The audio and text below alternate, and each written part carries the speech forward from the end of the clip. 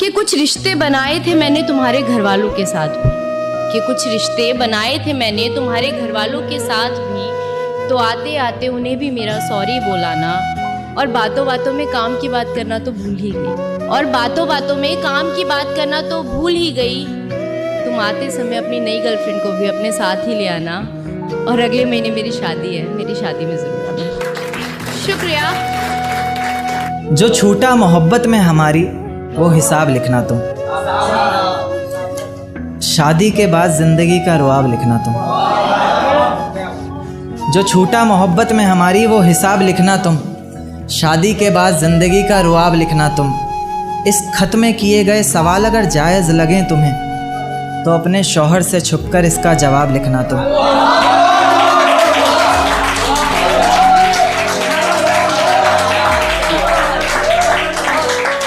इस खत में किए गए सवाल अगर जायज़ लगें तुम्हें तो अपने शौहर से छुपकर इसका जवाब लिखना तुम। वो जब तुम्हारे करीब बहुत करीब होता होगा, वो जब पकड़कर कमर से सोता होगा, वो जब देखता होगा तुम्हारी आंखों में आंसू, क्या उनके बहने से पहले खुद रोता होगा? क्या उसकी छुअन से भी तुम्हारा बदन मचलता होगा, या जहन में सिर्फ मेरा ही ख्याल चलता होगा?